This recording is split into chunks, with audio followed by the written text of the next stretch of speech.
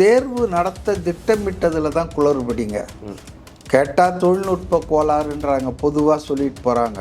இது வரைக்கும் Tamil Nadu public service கமிஷனுடைய அதனுடைய ஹிஸ்ட்ரியில் இது போன்ற ஒரு தவறு நடந்ததில்லை. சில சென்டரில் பார்த்தீங்கன்னா பேப்பர் கொடுத்துட்டாங்களாம், அவங்க எழுத ஆரம்பிச்சிட்டாங்களாம், அதுக்குள்ளே இந்த மெசேஜ் போன உடனே கேன்சல்டுன்னு எல்லாருக்கிட்டையும் பேப்பரை திருப்பி வாங்கினாங்களாம். இப்போ அவங்க மனநிலை எப்படி இருக்கும் யோசிச்சு பாருங்கள். உளவியல் ரீதியாக அவங்களோட நம்பிக்கை மன உளைச்சலுக்கு ஆளாயிருப்பாங்க, டிமாரலைஸ் ஆகிருப்பாங்க. வருஷக்கணக்கான உழைப்புங்க, சும்மா ஏதோ ஒரு நாள் 2 நாளில். ஆட்சியாளர்கள் பதில் சொல்லணும்.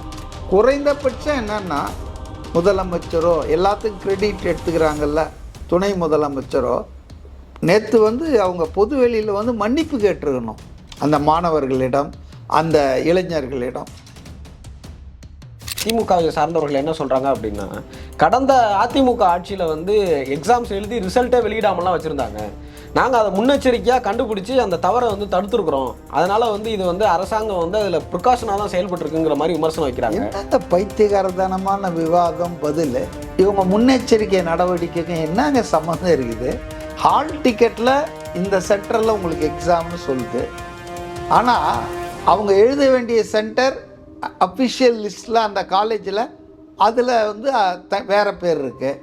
இது ஒரு கோளாறுங்க. இது அதிமுக ஆட்சி, அந்த ஆட்சி, இந்த ஆட்சியில் இதெல்லாம்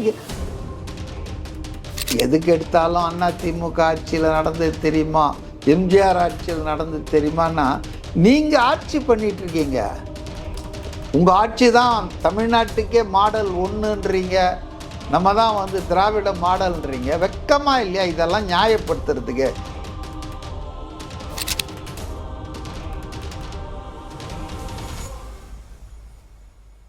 ஜாம்பவான் நேயர்கள் அனைவருக்கும் வணக்கம். நான் உங்கள் கார்த்திக் ராஜா. இன்றைக்கி நம்மோட அரங்கத்தில் யார் இணைஞ்சிருக்காங்க அப்படின்னா, ஊடகவியலாளர், அரசியல் விமர்சகர் திரு மதிவாணன் சார் அவர்கள் தான் இணைஞ்சிருக்காங்க. வாங்க அவங்களை சந்திக்கலாம். சார் வணக்கம். வணக்கம் சார். தமிழ்நாட்டினுடைய அரசியல் சூழல் நாளுக்கு நாள் தீவிரமாயிட்டே இருக்குது, எலெக்ஷன் ஒட்டி.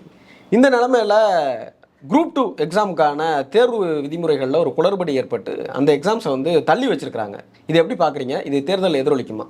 விதிமுறைகளில் ஒன்றும் குளறுபடி இல்லை. அந்த தேர்வு, அதாவது ப்ரிலிமினரி முன்னாலேயே நடந்துடுச்சு. 5 லட்சம் பேர் எழுதுனாங்க. அதில் தேர்ச்சி பெற்றவங்கள இப்போ சில ஆயிரங்கள் தான். வேக்கன்சிஸ் வெறும் 600 சில்லற தாங்க. குரூப் 2. அப்போ அது தேர்வு நடத்த திட்டமிட்டதில் தான் குளறுபடிங்க. கேட்டால் தொழில்நுட்ப கோளாறுன்றாங்க, பொதுவாக சொல்லிட்டு போகிறாங்க. பட் இது ரொம்ப பெரிய, இது வரைக்கும் தமிழ்நாடு பப்ளிக் சர்வீஸ் கமிஷனுடைய அதனுடைய ஹிஸ்ட்ரியில் இது போன்ற ஒரு தவறு நடந்ததில்லை. அப்படின்னு சொன்னால் இது மிஸ்மேனேஜ்மெண்ட் பண்ணியிருக்காங்க. அதுக்கு ரெஸ்பான்சிபிலிட்டி ஃபிக்ஸ் பண்ணோம். தவறு நடந்து 2-3 நாள் ஆச்சு. ஆனால் இது வரைக்கும் எந்த அதிகாரி மேலும் நடவடிக்கை இல்லை, எந்த ஒரு சம்மந்தப்பட்ட அலுவலர் மேலும் எந்த நடவடிக்கை எடுக்கலை. சாதாரணமாக பார்த்தீங்கன்னா திமுக ஆட்சியில் ஏதாவது ஒன்று நல்லது நடக்குதுன்னா மந்திரிங்க முன்னால் நிற்பாங்க.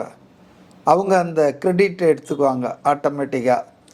அதுக்காக பாடுபட்டவங்க, உழைச்சவங்க அதெல்லாம் பின்னாக்க தள்ளிவிடுவாங்க. முதல்வரும் அப்படி தான், துணை முதல்வரும் அப்படி தான். நல்லது நடந்தால் அது நாங்கள் காரணம், தப்பு ஏதாவது நடந்துருச்சுன்னா உடனே பின்னால் ஓடிடுவாங்க, அதிகாரிகளை தள்ளுவாங்க.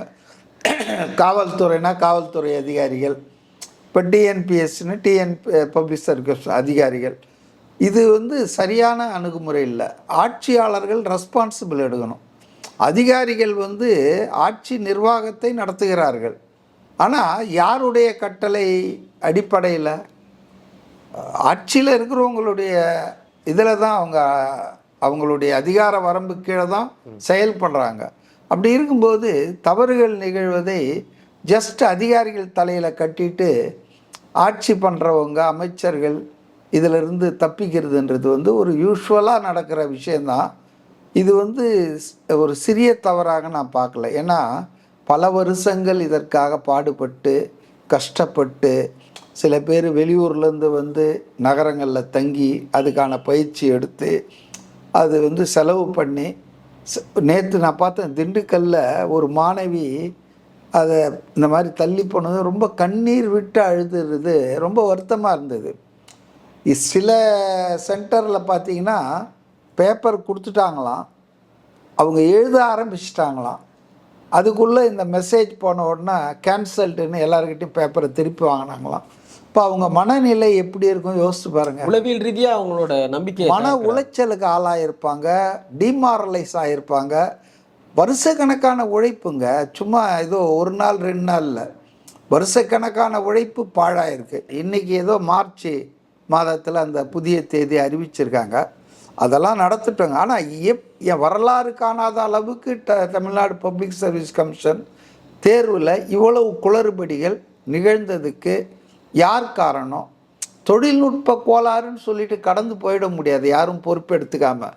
பல ஆயிரம் பேர் பாதிக்கப்பட்டிருக்காங்க. எனக்கு தகவல் என்னன்னா, காலையில் தேர்வு ஒரு 9,000 சில்லற பேரும், மாலையில் தேர்வு மதிய தேர்வு ஒரு 9, ஆக மொத்தம் ஒரு 18,000 பேர். 18,000 பேர்னா அந்த 18,000 பேருடைய அப்பா அம்மா, அவங்களுடைய உறவினர்கள் எல்லாருமே சம்மந்தப்பட்டிருக்காங்க. அப்போ நிச்சயமாக இது வந்து ஒரு மிஸ்மேனேஜ்மெண்ட்டு தான் நம்ம சொல்ல முடியும், நிர்வாக கோளாறு தான். இதுக்கு வந்து ஆட்சியாளர்கள் பதில் சொல்லணும். குறைந்தபட்சம் என்னன்னா, முதலமைச்சரோ எல்லாத்துக்கும் கிரெடிட் எடுத்துக்கிறாங்கல்ல, துணை முதலமைச்சரோ நேற்று வந்து அவங்க பொது வெளியில் வந்து மன்னிப்பு கேட்டிருக்கணும். அந்த மாணவர்களிடம், அந்த இளைஞர்களிடம் தவறு நடந்ததுங்க, அரசாங்கம் உங்களுடைய இந்த மன உளைச்சலுக்கு காரணமானதுக்கு நாங்கள் வருந்துகிறோம், இனி இப்படிப்பட்ட தவறுகள் நிகழாதுன்னு உறுதி சொல்கிறோம். சில அதிகாரிகள் இவங்கெல்லாம் சம்மந்தப்பட்டிருக்காங்க, நாங்கள் விசாரித்து அவங்க மேலே நடவடிக்கை எடுத்திருக்கோம். அடுத்த எக்ஸாம் இந்த தேதியில் நடக்கும், உங்கள் சிரமத்துக்கு நாங்கள் வந்து மன்னிப்பு கேட்டுக்கிறோன்னு சொல்லி பொது வெளியில் வந்து மக்களோட உரையாடினாங்க. அப்போ தான் மக்களுக்கு இது ஒரு மக்களாட்சின்னு தெரியும். நல்லது நடந்தால் முதல்ல வந்து போஸ்ட் கொடுத்துட்றீங்க, தப்பு நடந்தால் இவன் பின்னாலேயாவது போய் ஒளிஞ்சிக்கிறதுன்றது. இது வந்து அந்த முட்டையிடும் கோழிக்கு தான் வலி தெரியும்னு சொல்லி தமிழ்நாட்டில் ஒரு பழமொழி இருக்குது. அந்த மாணவர்கள் அவங்க குடும்பத்திலேருந்து பார்த்தா தான் இந்த வலி.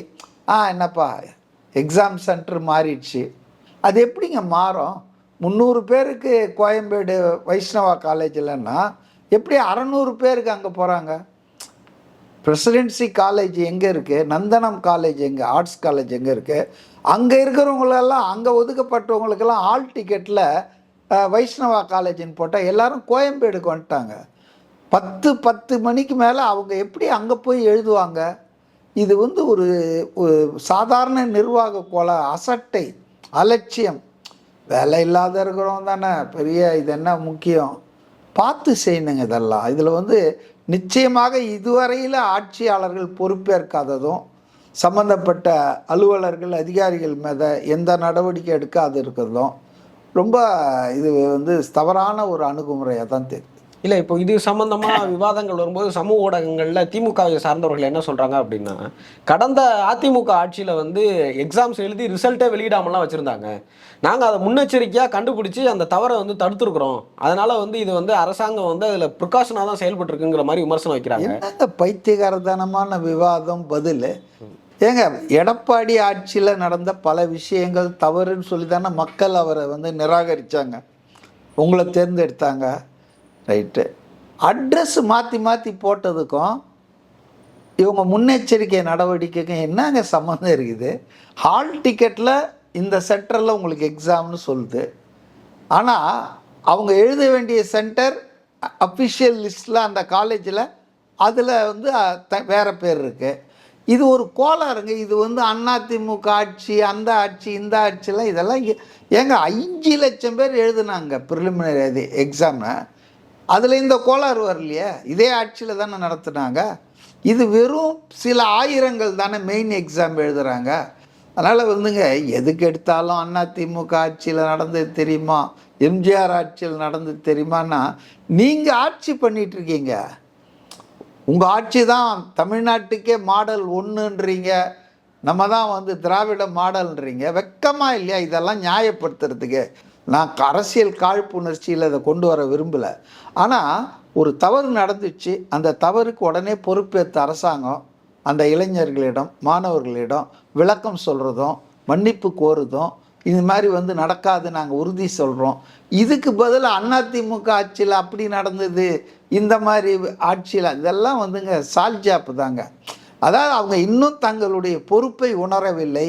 தவறு வந்து இது ஒரு பெரிய தவறுங்க. ஒரு இன்ஸ்டிடியூஷன், தமிழ்நாடு பப்ளிக் சர்வீஸ் கமிஷன்றது ஒரு புகழ்பெற்ற ஒரு ஸ்தாபனம், ஒரு அமைப்பு. அரசுக்கான ஊழியர்களை, அதிகாரிகளை, அலுவலர்களை இதை தேர்ந்தெடுக்கிற ஒரு அமைப்பு.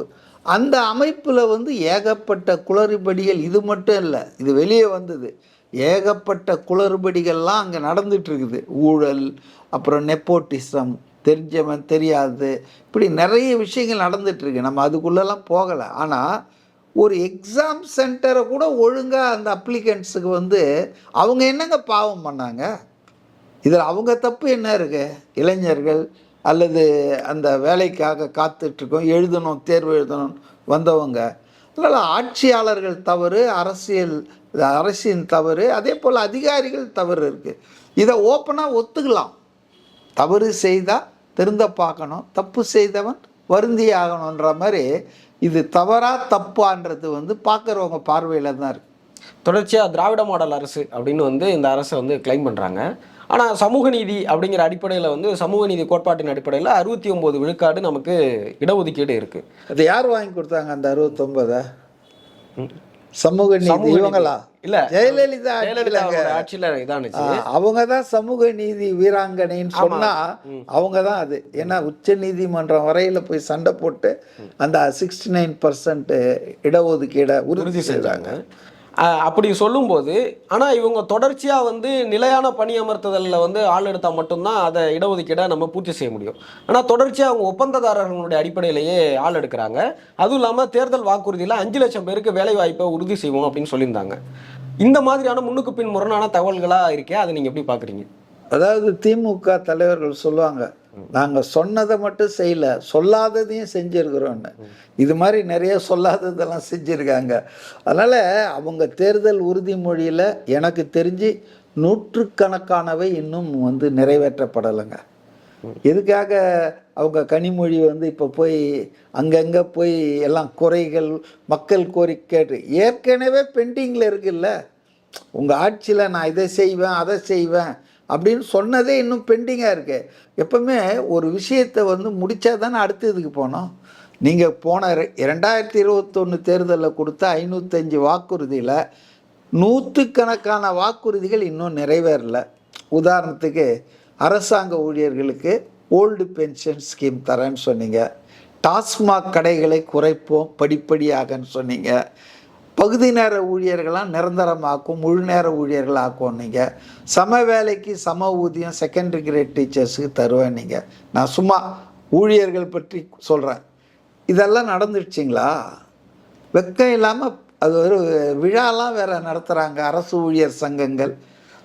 அதாவதுங்க பேசிக்கலாக உங்களுக்கு ஓல்டு பென்ஷன் ஸ்கீமுக்கும் நியூ பென்ஷன் ஸ்கீமுக்கும் என்ன வித்தியாசம்னா, ஓல்டு பென்ஷன் ஸ்கீம் கட்டணம் இல்லாத ஒரு விஷயம், நியூ பென்ஷன் ஸ்கீம் கட்டணம் கட்டணும். இந்த பேசிக்கான விஷயம் தெரியாமலாம் தொழிற்சங்கம் இருக்குது, ஆட்சியாளர்கள் இருக்காங்க. அதனால் ஓல்டு பென்ஷன் ஸ்கீமை நாங்கள் அமுல்படுத்துவோம், பழைய ஓய்வூதிய திட்டத்தைன்னு சொல்லிட்டு இன்றைக்கி புதிய ஓய்வூதிய திட்டத்தை ஒரு பேரை மாற்றி கொடுத்துருக்காங்க. அதாவது வந்து அஷ்யூர்டு பென்ஷன் ஸ்கீம்னு. அது அஷ்யூர்டோ யூனிஃபைடோ நியூ பென்ஷன் ஸ்கீமோ இது எல்லாமே ஒரே கேட்டகரி. அதாவது பென்ஷன் வேணுமா காசை கொடு, பென்ஷன் வேணுமா 30 வருஷம் 40 வருஷம் சர்வீஸில் மாதம் மாதம் நீ 10% உன் சம்பளத்தில் எங்ககிட்ட கொடு, நாங்கள் அப்புறம் நீ 40 வருஷம் கழிச்சு கொடுக்குறோம். ஆனால் ஓல்டு பென்ஷன் ஸ்கீம்ன்றது வந்து அப்படிலாம் ஒன்றுமே கிடையாதுங்க. நீங்கள் சேவை பண்ணியிருக்கீங்க, உங்கள் சேவையை பாராட்டி ஓய்வுக்கு பிறகு நீங்கள் மரிக்கும் வரையில், நீங்கள் மரித்தால் உங்கள் மனைவி குடும்ப வாரிசுகளுக்கு ஃபேமிலி பென்ஷன், குடும்ப ஓய்வூதியம், இது எதுவுமே இல்லைங்களா நியூ பென்ஷன் ஸ்கீமில். அப்புறம் இதுதான் அது செந்தில் கவுண்டமணி தான் 2 வாங்கின்னு வர சொன்ன ஒன்றுங்க, அதான் இதுன்ற மாதிரி ஸ்டாலினும் ஜாக்டோஜியோ யூனியன்காரங்களும் சேர்ந்து ஃபூலாக்கிட்டு இருக்காங்க எம்ப்ளாயீஸ். அதனால் இது வந்துங்க நீங்கள் சொன்ன பாயிண்ட்டு கரெக்டு தாங்க. அரசில் நிரந்தரமான வேலைகள் காலியாக இருக்குது. அந்த வேலைகளை வந்து முறையாக அதை அறிவித்து அதுக்கான ஆள் எடுத்தா அதில் நிச்சயமாக சமூக நீதி. இது வந்து அவங்க இல்லை, அவங்க தாத்தா இருந்தாலும் இதை அவாய்ட் பண்ண முடியாது. எஸ்சி எஸ்டிக்கு இத்தனை %, இது கான்ஸ்டியூஷன். வேலை வாய்ப்பில் வந்து இடஒதுக்கீடு என்பது ஒரு அரசியல் சாசனம் உறுதி செய்திருக்கக்கூடிய ஒரு வேலை. அதை வந்து ஸ்டாலினோ எடப்பாடியோ மாற்றிட முடியாது, அந்த அளவுக்கு யாருக்கும் அதிகாரம் இல்லை. அதனால தான் அதை ஷார்ட்கட்டாக எப்படி போடுறாங்கன்னா, நாங்கள் அரசாங்கம் வந்து அதுக்கு அறிவிப்பு கொடுத்து முறையாக நிரந்தரமாக எடுத்தால் தானே நாங்கள் கான்ட்ராக்டில் விடுறோம். கான்ட்ராக்ட்லாம் இதெல்லாம் பார்க்க தேவையில்லை, ஏன்னா அது ஒரு நிலையான நிரந்தர வேலை எடுப்பு இல்லை, ஆள் எடுப்பு இல்லை. அப்படி இவங்க சமூக நீதி சர்க்கார். இவங்க இருக்கிற மாநகராட்சி வேலை, தூய்மை பணியாளர் வேலையை அதையே கான்ட்ராக்ட் விட்டுருவங்க இவங்க ஜோனா. அதிமுக ஆட்சியில் இதெல்லாம் பண்ணால் அது துரோகம், அது தப்பு, மக்கள் விரோதம். அதையே இவங்க செஞ்சாங்கன்னா திராவிட மாடல். என்ன போங்க, சேலம் 8 வழிச்சாலைக்கு என்னெல்லாம் போராட்டம் பண்ணாங்க, ஸ்டாலின்லேருந்து திமுகலேருந்து எவ்வளோ எகிரி குதிச்சாங்க. ஆனால் இன்றைக்கி அதை பற்றி அவங்க யாராவது ஏதாவது பேசுகிறாங்களா? அந்த திட்டம் என்ன கைவிடப்பட்டதா? நடந்துட்டு தானே இருக்கு. இது இல்லாமல் பரந்தூரில் புதிய விமான நிலையத்துக்கு விரிவாக்கம்னு சொல்லிட்டு ஏராளமான விவசாய நிலங்கள் எடுக்கிறாங்க. எடப்பாடி அரசு செஞ்சால் அது விவசாய விரோத அரசு, விவசாயிகளுக்கு எதிரான அரசு. ஸ்டாலின் செய்தால் தமிழ்நாட்டை மேலே கொண்டு போகிறாரு இல்லையா? இந்த மாதிரி வாயை வச்சுக்கிட்டு இது இந்த அரசியல் சீப் பாலிட்டிக்ஸுங்க. அதனால தான் தமிழ்நாடு வந்துங்க உண்மையிலே பல முன்னேற்றங்களை கண்டு இந்தியாவில் முதல் மாநிலமாக ஆகி இருக்கணும். அதுக்கான எல்லா தகுதிகளும் திறன்களும் வசதிகளும் வாய்ப்புகளும் நம்மக்கிட்ட இருக்குது. ஆனால் இந்த மாதிரி ஊழல் பண்ணுற சர்க்கார், பொய் பேசுகிற சர்க்கார், மக்களை வஞ்சிக்கிற சர்க்கார் மாறி மாறி ஆட்சி பண்ணதால தான் இந்த நிலைமைக்கு தமிழ்நாடு வந்திருக்குங்க. அரங்கத்திற்கு வந்திருந்து பல்வேறு கேள்விகளுக்கு பதில் சொல்லியிருந்தீங்க. உங்களுடைய கருத்துக்கும் நேரத்திற்கும் நன்றி சார்.